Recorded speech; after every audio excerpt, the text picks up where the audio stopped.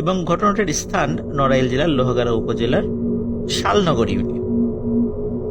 এটি একটি কবরস্থান রিলেটেড ঘটনা।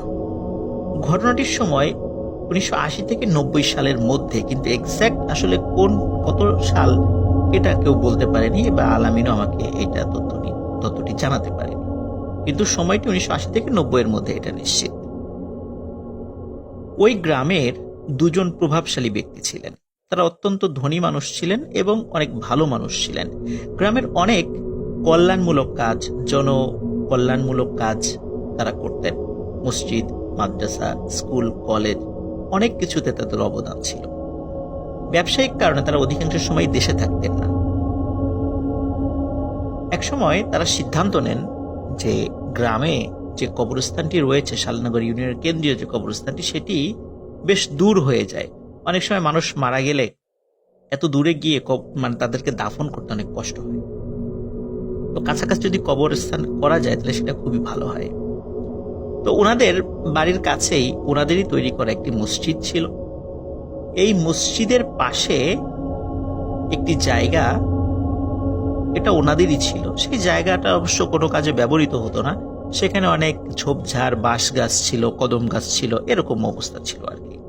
তো এই জায়গাটি ওনারা কবরস্থানের জন্য দান করতে চান এবং সেই অনুযায়ী পরিকল্পনাও চূড়ান্ত হয়।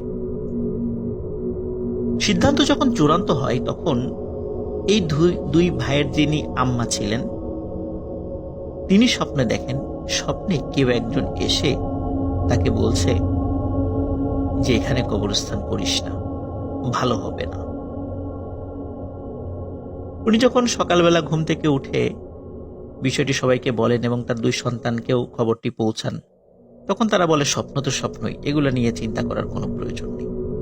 যে পরিকল্পনা নিয়েছি সেটা করব এবং এটা তো একটা ভালো কাজ, সওয়াবের কাজ, সুতরাং এখান থেকে পিছু হটার কোনো সুযোগ নেই।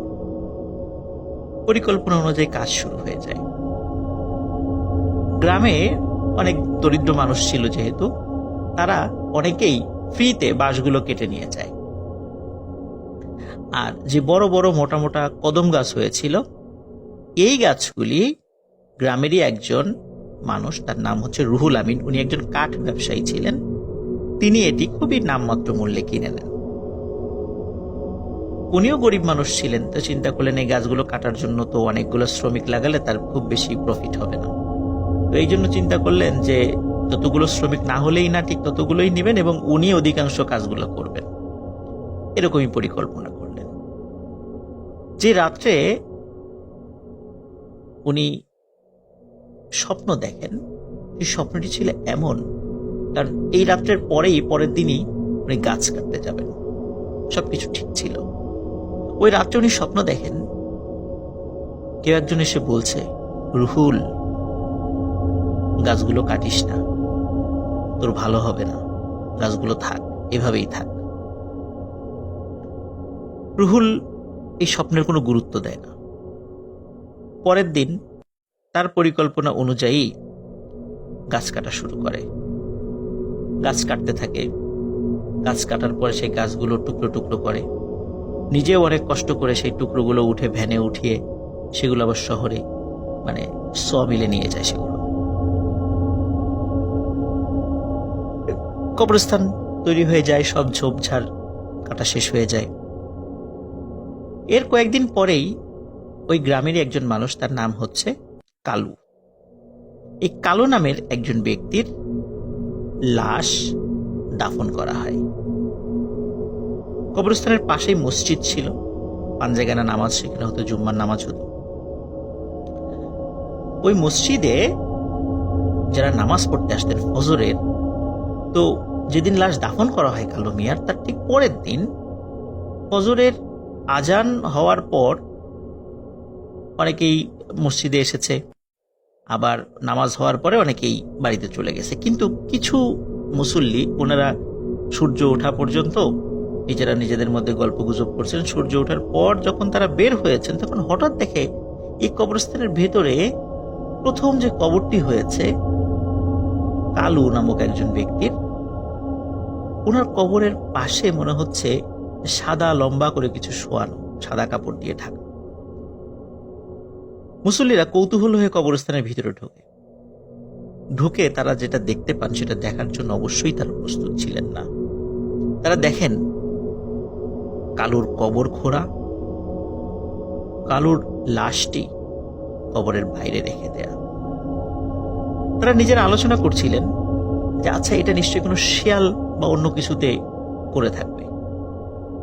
আবার তারা লক্ষ্য করলেন যে শিয়াল যদি করেই থাকবে তাহলে এই কাফনে মোড়ানো লাশের শরীরে কোনো ক্ষত নাই, কাফনের গায়ে কোনো ক্ষত নাই, একদম ঠিক যেভাবে লাশ দাফন করা হয়েছিল গতকালকে ঠিক তেমনই আছে।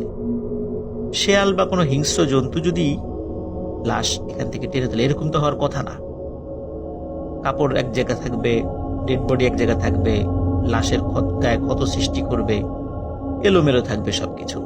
কিন্তু মনে হচ্ছে খুব সুন্দরভাবে কোনো মানুষই এই কবরটি করেছে, সুন্দরভাবে বাঁশগুলো এক পাশে রাখা এবং লাশটা একটা পাশে সুন্দর করে রেখে দেয়া। তখন কেউ কেউ বলেন মনে হয় কোনো লাশ চোর বা কাফন চোর এরা এই কাজটি করতে পারে। তো কাফন চোর যদি করে থাকে তাহলে কাফন তো নেয়নি, এটা কেন হলো? আবার লাশ চোর যদি এসে থাকে তাহলে লাশেরও তো কোনো অঙ্গ প্রত্যঙ্গ তেমন কোনো ক্ষত দেখা যাচ্ছে না, তাহলে কে এই কাজটি করলো? তখন তারা চিন্তা করে হয়তো বা কাজটি করার চেষ্টা করতে গেছিল, মানুষজন চলে এসেছে, এই জন্য মনে হয় পারেনি। যাই হোক, গ্রামের আরো কিছু লোকদেরকে ডাকা হয়, ডেকে ওই কবরেই কালুকে আবার কবরস্থ করা হয়। পরের দিন ফজরের নামাজের পর কবরস্থানের মধ্যে আবারও সেম ঘটনা দেখা যায়। কালুর লাশ কবরের বাইরে ঠিক যেমনটা গতকালকে ছিল। মুসল্লিরা চিন্তা করে যে কে এই কাজটি করছে, কেনই বা করছে? কারণ যদি চুরি করার উদ্দেশ্যে, লাশ চুরি করার উদ্দেশ্যে করে থাকে তাহলে তো চুরি করছে না, কাফনও চুরি করছে না, লাশের গায়ে কোনো ক্ষতও সৃষ্টি করে নাই কেউ যে কোনো অঙ্গ প্রত্যঙ্গ কেটে নিয়ে যাবে, তাহলে কে এই কাজটি করছে? তারা বুঝতে পারে না। আবারও ওই দিনের মতো কালুকে কবরস্থ করা হয়। তৃতীয় দিন একই ঘটনা ঘটে। এবার গ্রামের লোকজন সমবেত হয়ে আলোচনায় বসে যে এই কাজটি কে করতে পারে। ওই সময় ওই জায়গাতে রুহুল আসে। এই 2 দিন কিন্তু রুহুল আসেনি এখানে, কিন্তু তৃতীয় দিন আসে। আসার পরে রুহুল বলে, যেহেতু বারবার লাশের মানে এই লাশটি কবরের বাইরে কেউ রেখে দিচ্ছে, এখানে কবর দেওয়ার দরকার নাই, অন্য জায়গায় কবর দিও। কিন্তু গ্রামের লোকজন বলে, কেন আমরা অন্য জায়গায় কবর দিব? যার মানে লাশটি এখানে দাফন করা হয়েছে কালুর, সে এইখানেই থাকবে। কিছু দুষ্টু লোকের কারণে তো আমরা এইভাবে একটা মানুষের লাশকে আরেক জায়গায় সরাতে পারি না। সেই সিদ্ধান্তই হয়, সেই সিদ্ধান্তই বহাল থাকে। কালুকে আবারও ওই একই কবরে রাখা হয়। অদ্ভুত ব্যাপার, চতুর্থ দিন কিন্তু আর কোনো ঘটনা ঘটেনি, একদম স্বাভাবিক। চতুর্থ দিন আর কালুর লাশকে কবরের বাইরে দেখা যায়। সবাই ভাবে যে ঝামেলা মনে হয় শেষ। এর কয়েকদিন পরে স্থানীয় আরেকজন ব্যক্তি, তার নাম হচ্ছে সমেদ, আসলে তার নাম হচ্ছে আব্দুস সামাদ, গ্রামের লোকজন তাকে সমেদ নামে চেনে। তো সমেদ নামে একজন ব্যক্তি, উনি মারা যান। মারা যাওয়ার পর তাকে দাফন করা হয়। অদ্ভুত ব্যাপার, পরের দিন একই ঘটনা ঘটে। সমেদের লাশ কবরের বাইরে, ঠিক যেমনটি কালুর লাশ ছিল। তারা চিন্তা করে আবার শুরু হয়েছে একই ঝামেলা, কে করছে এটা? খুব বিরক্ত হয়। এই খবরটি তখন বিদেশে থাকা ওই 2 প্রভাবশালী ভালো মানুষ, 2 ভাইয়ের কাছে পাঠানো হয়। তখন তারা দুজন বলে যে তোমরা এখানে পাহারা বসাও, কে এই কাজটি করে তাকে ধরো। পাহারার জন্য খুব সাহসী 4 জন করে মানুষ রাখো, এদের যত খরচ লাগে আমরা দিব, কিন্তু তোমাদেরকে ফাইন্ড আউট করতে হবে যে কে এই কাজটি করছে এবং এই ঘটনাটি বন্ধ করতে হবে। সত্যি তাই,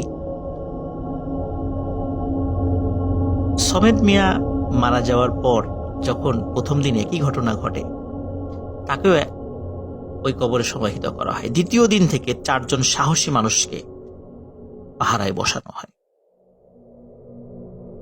অদ্ভুত ব্যাপার, দ্বিতীয় দিন ফজরের আজানের সময় যখন মুয়াজ্জিন সাহেব এসেছে, তিনি দেখেন এই 4 জন ব্যক্তি কবরস্থানের মধ্যে বেঘোরে ঘুমাচ্ছে।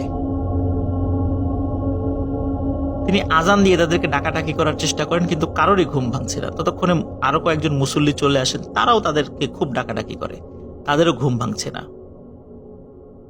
ডাকাডাকির একটা পর্যায়ে তারা লক্ষ্য করেন যে সমেদের লাশও কবরের বাইরে। অনেক কষ্ট করে এই 4 জন পাহারাদারের ঘুম ভাঙানো হয়। ঘুম ভাঙার পরে পাহারাদারদেরকে জিজ্ঞেস করা হয়, তোমরা কি পাহারা দিলা? এই যে আজও তো লাশ বাইরে চলে আসছে, কেউ বাইরে রেখে গেছে। তখন ওই 4 জন ব্যক্তি বলছেন যে আমরা ঠিকঠাক মতোই পাহারা দিচ্ছিলাম।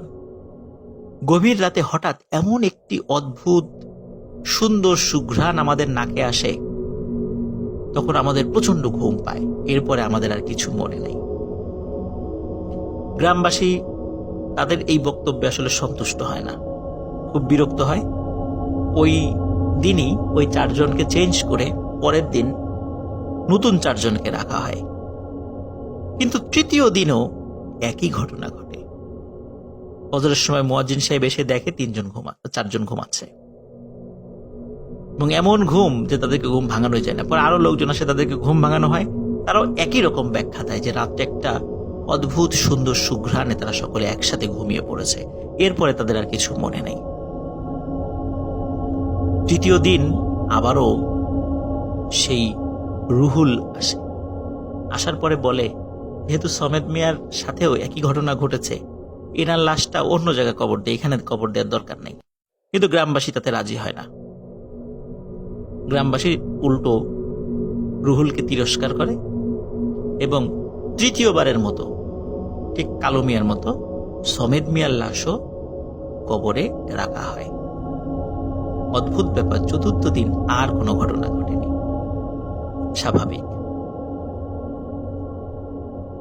টানা বেশ কয়েকদিন হয়ে যায়, কোনো ঘটনা ঘটে না। এভাবে প্রায় 1 মাস 1.5 মাস কেটে যায়। কারণ এই সময়ের মধ্যে আসলে ওই গ্রামে কেউ মারাও যায় নাই, নতুন করে কোনো কবরও হয়নি। লোকজন এই বিষয়টি একদম ভুলতেই বসেছিল। ওদিকে যেই রুহুল, যিনি ওই কদম গাছগুলি কেটেছিলেন, উনি শুরুতে অবিবাহিত ছিলেন। যখন কবরস্থানটা তৈরি করা হয় তখন অবিবাহিত ছিলেন। এই 1-1.5 মাসের মধ্যে, বিশেষ করে এই সমেদ মিয়া যখন মারা যায়, তার লাশের সাথে এই ঘটনা ঘটে যাওয়ার পরে 1-1.5 মাস যেহেতু হয়ে গেছে, এই 1-1.5 মাসের মধ্যে উনি বিয়ে করেন। একদিন রাতে ওনার স্ত্রী খেয়াল করেন যে রুহুল বিছানায় নেই। রাতের বেলা সাধারণত গ্রামের বাড়িতে, যে সমস্ত ঘর বাড়িতে ইলেকট্রিসিটি নেই, একটি হারিকেন জ্বালানো থাকে। হারিকেনের আলোটি অনেক অল্প করে থাকে। ঠিক আমরা যেমন ঘরের মধ্যে ডিম লাইট জ্বালানো রাখি, ঠিক ডিম লাইটের কাজ করে সেই হারিকেনটি। হারিকেনের খুবই আবসা আলোয় রুহুলের স্ত্রী লক্ষ্য করেন যে রুহুল ঘরে নেই। তিনি চিন্তা করেন যে ঘরে নেই, গরমের সময় ফ্লোরে ঘুমিয়েছে কিনা। ফ্লোরের দিকে তাকে যতটুকু বুঝতে পারেন আবসা আলোতে যে রুহুল ঘরে নেই। উনি হারিকেনের আলো জ্বালিয়ে দেন, মানে বাড়িয়ে দেন। বাড়ানোর পরে অদ্ভুত ব্যাপার উনি লক্ষ্য করেন, ঘরের দরজা বন্ধ, কিন্তু ঘরের কোথাও রুহুল নেই। তার স্ত্রী ঘরের দরজা খুলে জোরে চিৎকার করে ওঠেন। দেখেন যে তার স্বামী, মানে রুহুল, ঘরের বারান্দার উপরে অচেতন অবস্থায় পড়ে আছে, সারা গায়ে ধুলো, কাদা, মাটি এগুলো মাখানো। তিনি যখন বারবার চিৎকার করছিলেন, এর মধ্যে রুহুলের জ্ঞান ফেরে। রুহুল তাকে বলে, এই চিৎকার করো না, থামো থামো। এই বলে স্ত্রীর মুখ চেপে ধরে, শব্দ করো না। তখন স্ত্রী বলে, তুমি বাইরে আসলা কিভাবে? ঘরের দরজা বন্ধ। বলে যে সব বলছি, আগে আমি গোসল করে আসি, তোমাকে সব খুলে বলছি। রুহুল গোসল করে আসে। গোসল করে আসার পর তার স্ত্রী তার শরীরে সরিষার তেল মাখতে শুরু করে। মাখতে মাখতে হঠাৎ তার স্ত্রী রুহুলের পিঠের দিকে খেয়াল করে দেখে রুহুলের পিঠে 3টি মোটা মোটা দাগ। 2টো দাগ বেশ পুরনো মনে হচ্ছে এবং একটি দাগ মনে হচ্ছে মাত্র হয়েছে। এই দাগগুলো এমন ছিল যে লোহার শিক পুড়িয়ে যদি গায়ে ছেঁকা দেয়া হয় ঠিক তেমন দাগ হয়ে যায়, ঠিক তেমন দাগ। তার স্ত্রী তাকে জিজ্ঞেস করে যে তোমার শরীরে এই 3টি দাগ কোথা থেকে আসলো? তখন রুহুল এই দাগের বিষয়ে কিছু বলতে পারে না, কারণ রুহুল জানতোই না তার পিঠে দাগ আছে। তখন তার স্ত্রী বলে যে তুমি বলো কেন এই দাগ হলো এবং এই যে ঘটনাটি ঘটলো দরজা বন্ধ থাকা পরেও তুমি কিভাবে ঘরের বাইরে গেলে? তখন রুহুল কিছু বিষয় বলে। রুহুল বলে যে এই যে কালু এবং সমেদ যাদের লাশ 3-3বার কবরের বাইরে রাখা হয়েছে, তুমি কি জানো এই কাজটি কে করে? রুহুল স্ত্রী বলে না জানি না, বলে এই কাজটি আমিই করি। এবং আজকে রাতেও এই গ্রামের একজন মহিলা মারা গিয়েছিল, রাত্রেই তাকে দাফন করা হয় এবং তার লাশটিও আমি মাত্র কবরের বাইরে বের করে রেখে এসেছি। তার স্ত্রী বলে যে তুমি কেন এই কাজটি করছো, এমন জঘন্য কাজ কেন করছো? তখন রুহুল বলে যে আমি তো আসলে করি না, আমাকে দিয়ে করানো হয়। গভীর রাতে হঠাৎ আমি অদ্ভুত সুন্দর সুঘ্রাণ পাই। এই সুঘ্রাণ পাওয়ার সাথে সাথে কেউ আমাকে বলে রুহুল কাজের সময় হয়েছে, চলো।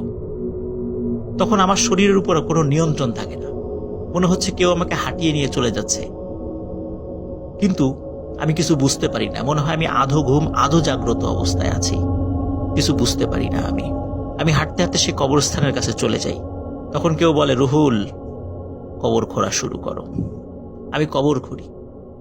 কবর খোঁড়া শেষে কেউ বলে রুহুল লাশটি সুন্দর করে উঁচু করে কবরের বাইরে রেখে দিয়ে চলে যাও। আমি কবরের বাইরে লাশটি রেখে চলে যাই, কিন্তু চলে যাওয়ার সময় তারপরে আমি সবকিছু ভুলে যাই। তারপরে আমি সেন্সলেস হয়ে যাই। যখন জ্ঞান ফেরে তখন আমি দেখি আমার ঘরের মেঝেতে পড়ে আছি, অথবা ঘরের বারান্দায় পড়ে আছি, অথবা কলপারে পড়ে আছি। প্রতিবারই একই রকমের ঘটনা ঘটেছে, কিন্তু এটি আমি ইচ্ছা করে করি না। প্রিয় লিসেনার্স, পরের দিন সকালবেলা সত্যিই শোনা যায় যে ওই কবরস্থানে 3য়বারের মতো যে মহিলার কবর হয়েছিল সেই রাত্রে সকালবেলা দেখা গেল যে তার লাশটি কবর থেকে বাইরে বের করে রাখা, কিন্তু কে করছে গ্রামবাসী তখনও জানে না। এদিকে তার স্ত্রী রুহুলকে বলে যে এভাবে চলতে পারে না, এর একটা সমাধান দরকার। কিন্তু এই কথা তো কাউকে বলতে পারছে না। গ্রামের যদি লোকজন জানে যে রুহুল এই কাজটি করে তাহলে কি অবস্থা হবে? গ্রামবাসী ক্ষেপে যাবে। তখন রুহুলের স্ত্রী রুহুলকে তার মায়ের কাছে নিয়ে যায়, মানে রুহুলের স্ত্রীর মা, মানে রুহুলের শাশুড়ির কাছে নিয়ে যায়। শাশুড়ির কাছে বিষয়টি বলে। শাশুড়ি একজন খুব ভালো হুজুরের সাথে পরিচয় ছিল, তিনি সেই হুজুরের কাছে নিয়ে যান। তখন হুজুর বলে আসলে রুহুল যেই গাছটি কেটেছিল, কদম গাছ, এই কদম গাছে খুব শক্তিশালী একটি জিনের পরিবার বসবাস করত। তারা তাকে স্বপ্নে দেখিয়েছিল, কিন্তু তারপরও রুহুল সেই গাছটি কাটে এবং ওই জিনেরা বলেছে রুহুল ঠিক যেভাবে গাছগুলো টুকরো টুকরো করে কেটে দিয়ে গেছে, আমার পরিবারকে ছিন্ন বিচ্ছিন্ন করে দিয়েছে, রুহুলের জীবনকেও আমি এরকম ছিন্ন বিচ্ছিন্ন করে দিব। এই জন্যই রুহুলকে দিয়েই এই লাশগুলি কবর থেকে উঠিয়ে রাখছে। এটা রুহুলের শাস্তি। আর যাতে মানুষ ভয় পেয়ে এই কবরস্থান আর ব্যবহার না করে, এই জন্যও এই কাজগুলো করানো হচ্ছে। এখন এর সমাধান কি? তখন হুজুর বলে যে আমি একটু তেল পড়া, ঝাড়ফুঁক এবং আমি একটি তাবিজ হাতে বেঁধে দিলাম। যতদিন হাতে তাবিজ থাকবে ততদিন ওর কোনো সমস্যা হবে না, কিন্তু খেয়াল রেখো এই তাবিজ যেন না পড়ে যায়। তাবিজ পড়ে গেলে তখন কিন্তু আবার রুহুলকে দিয়ে কাজ করানো শুরু হবে। রুহুল চলে যায় সেখান থেকে। মজার বিষয় হচ্ছে ওই কবরস্থানে আরো কবর হয়েছে। এক বছর বা প্রায় 1.5 বছরের মধ্যে বেশ কিছু কবর হয়েছে, কিন্তু ওই কবরগুলোর সাথে আর সেই ঘটনা ঘটেনি। কবরগুলো স্বাভাবিক ছিল। গ্রামবাসী ভুলেই গিয়েছে যে এখানে আর কোনো পাহারা বসাতে হবে বা এই টাইপের ঘটনা ঘটেছিল। তাদের আর মনে নেই, তারা ভেবেছে যে সবকিছু স্বাভাবিক হয়ে গেছে।